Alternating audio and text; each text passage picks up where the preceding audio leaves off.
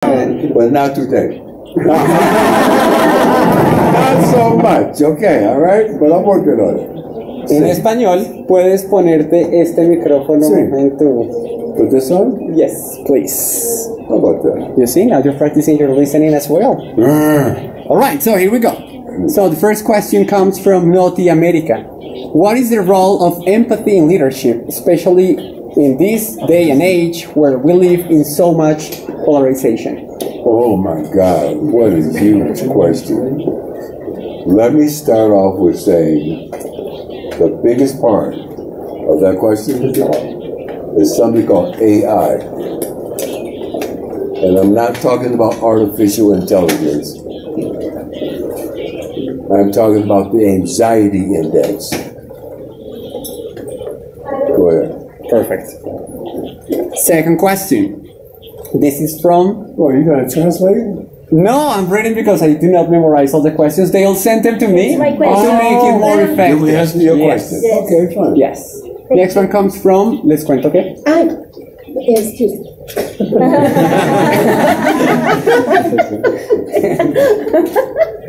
What is your advice for not giving up in the face of problems and difficulties now that we have tried everything and sometimes we think the battle is lost?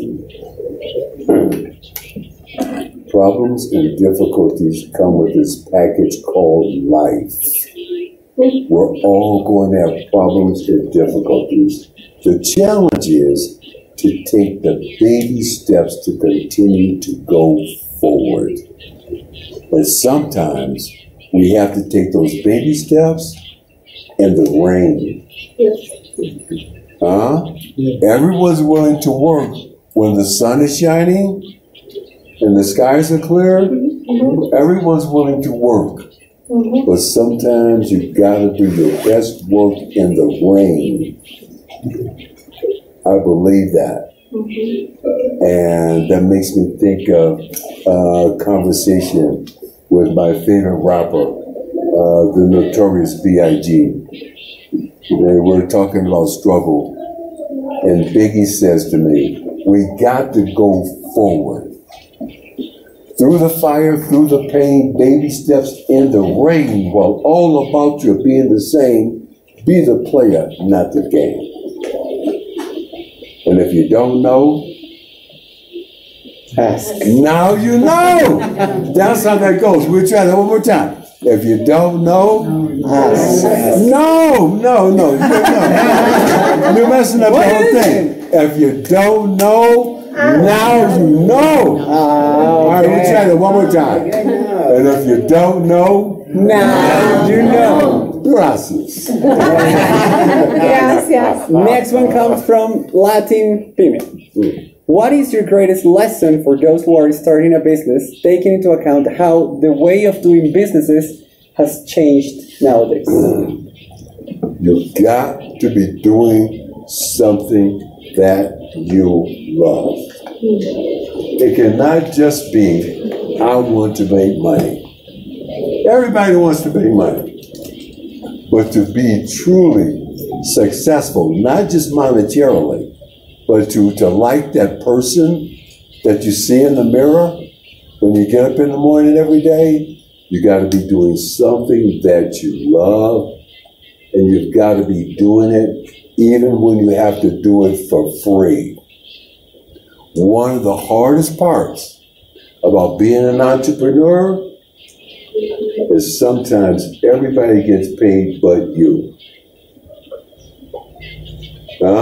Your employees, they get paid first. The rent, the office, the lights, the attorneys, the accountants, all the health care, all the benefits, those things get paid first. Your payment as an entrepreneur is you get another day to take another baby step going forward. And you got to be okay with that. And when you're doing something that you're truly passionate about, that's your fuel. And you're good with that because you believe. And you've got to see your vision when no one else sees it. There are going to be people in your life that love you, that want the best for you, but they don't see that vision that you see. Think about this for a second. I'm surrounded here in this room right now by journalists. I guarantee you, at some point in time, when you said to your parents or someone that you love, I'm going to be a journalist, they probably looked at you and said, what the hell? A journalist? How do journalists make money? How are you going to pay the rent? How are you going to have a family? But you're all here. And you're doing it. Right? And we're doing it up here because we saw the vision that nobody else saw. That's power. That's power, baby. We saw something nobody else saw, and we kept going. That's power. Great. Thank you very much. Next one comes from Blue Radio. Crhis, after your journey from adversity to success, what advice would you give to someone looking to succeed in today's world, where technology changes so fast that everything seems less secure? Look, technology is going to continue to change. Let's all accept one thing. We probably could agree on one thing. Change is here to stay. Let's just look back 20 years. Okay, all this time I'm spending with young people makes me just look back 20 years. Think about it. The young people born in the year 2000 were conceived in a storm. Think about that for a second. What do I mean by that? Y2K? In 1999, we were all freaked out about Y2K.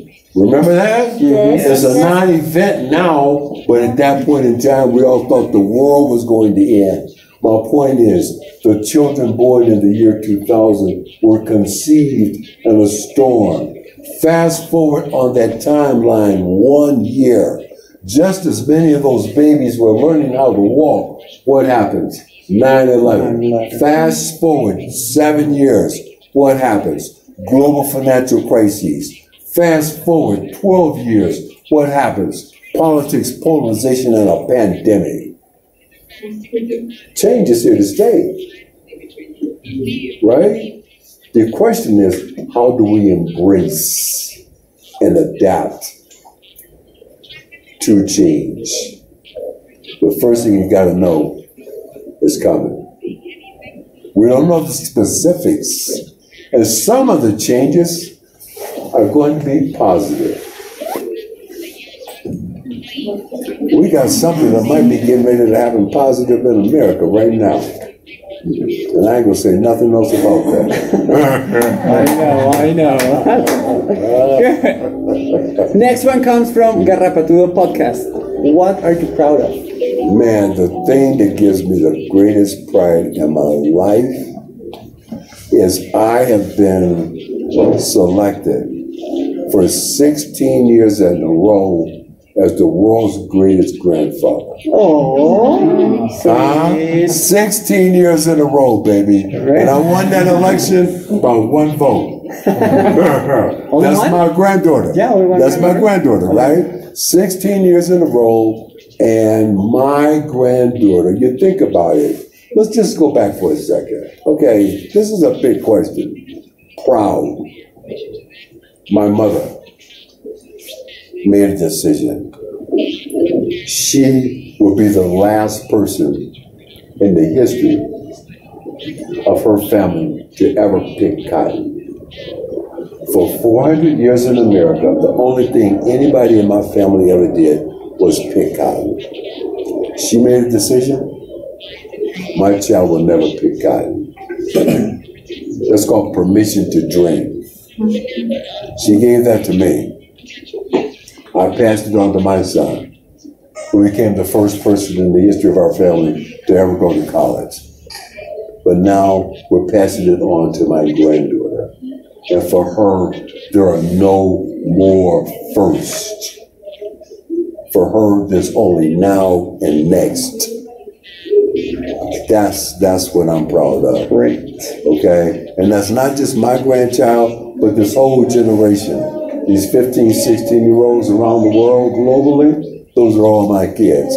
You guys are too old. You guys are not my demographic. My demographics are your grandchildren, man.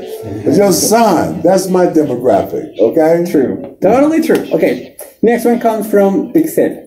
In your journey as a leader, what personal transformation have you experienced that has influenced your leadership style? I have learned how to listen. There is not a school in the world where you can get a degree in listening. You can go to one of the world's greatest universities and get a degree in communications. You can't get a degree in listening. And listening is hard because sometimes you're going to hear some stuff that you don't want to hear. Leaders sometimes don't want to hear what their employees, they'll try to listen and say they're listening to their customers, but the people that help them build the business, do they really listen to them? You know, for a fact, I bet you've gone to some of your editors at some point in time and said, I got this idea. I see something. There's something we got to do here. And somebody said no. But it turns out you were right. Listening in relationships. Listening to your spouse. Ay, ay, ay. Now it's getting too personal, right? Listening to your child. Think about it for a second. Hey, what are you doing with your head up? Are you okay? Are you telling us we're going away? No. Well, we're coming to you. Okay. See? I'm listening. She's talking. Listening. Go ahead. Next one comes from Crhis Noticias. This one is focused on young people who sometimes are like hasty. They want everything right now. So how can you help them bring business ideas to life with that mindset of wanting everything? Well, I'm doing that now and having them understand that, first of all, you as a young person, no matter how much you want it now, there is a process that you must acknowledge. There's a process. You don't get to just wake up one day and say, I'm a journalist. There's a process. There's some steps. Those are things that you had to learn. And sometimes you got to be willing to trust the process. And that's hard. You want it now doesn't mean you're going to get it now. What you can get is by trusting the process, is you get the process to take you forward. And part of the process sometimes is pain. That's what they're saying. I want it now, but I don't want to go through the pain. Oh, shit. I don't want to go through the pain. That's going to hurt. Yeah, it's going to hurt. All right? That's why babies are born. You know why babies are born? You can't grow in this little spot that you've been in for 9 months. It's been nice and warm and very comfortable in here for 9 months. But if you want to grow, you got to come out of that. And there's some pain involved in that, right? The baby's crying, the mother's crying. That's where the growth is. You're going to have to experience some pain to grow. You're not going to grow staying right here being comfortable. There's a process, and it's global. And you're not going to get an exception just because you would like one. No. Absolutely. Mr. Gardner, as you can see, everybody's mesmerized by you here. But you gotta be downstairs. That's why she's suffering like because you need to downstairs be with to your where? conference downstairs Well, I with your thought this was bigger the audience. conference. No, this is the press conference. So that The was press the are the last only people that question that I count. could ask. You should broadcast this downstairs, right? This should be. Look, let me just say this. I'm honored that all of you took the time to come out. And Muchas gracias por tomarse el tiempo de venir a escucharme. Okay, I know you have a lot going on, Sabemos que sé que tienen mucho que hacer, but to come out and to, again, extend the opportunity for me to be welcome to the beautiful country of Colombia.